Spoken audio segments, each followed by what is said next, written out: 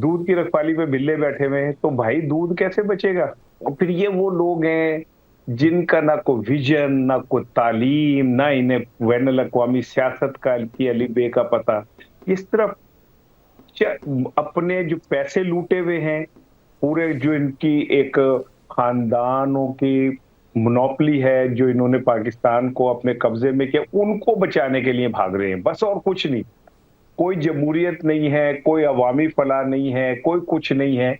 इन्हें सिर्फ खौफ ये है कि अगर किसी वजह से मामला उल्ट गया और इमरान खान बाहर आ गया या कोई निज़ाम बदल गया, तो जो हमने अदालतों से रिलीफ लिए हैं ड्रामे करके, वो खत्म हो जाएँगे। ठीक। और हमारी अदालतें भी एक्सपोज़ हो चुकी हैं।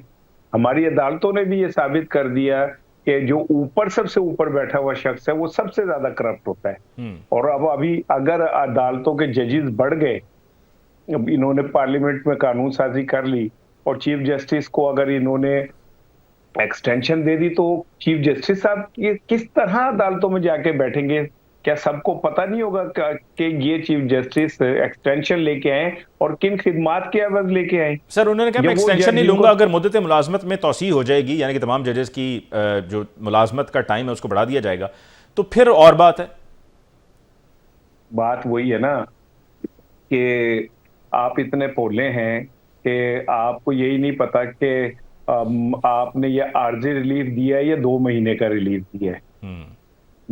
हमारी वज़ीर आला को तो ये नहीं पता आर्जी रिलीफ नहीं है या 2 महीने का रिलीफ है। इसे हमारा चीफ जस्टिस साहब भी वो उतने इनोसेंट हैं कि वो ये कहते हैं कि मैं अपनी एक्सटेंशन नहीं चाह रहा, मुद्दत मुलाज़मत बढ़ जाए तो कोई अलग बात है। हम्म। यानी हमारे यहाँ इखलाकियात का कोई पैमाना नहीं रहा ना।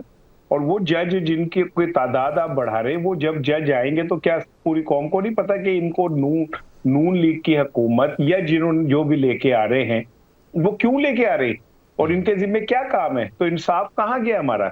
हम्म। निजाम इंसाफ वैसे ही नहीं है, तो ये तो बिल्कुल ही बढ़ गया।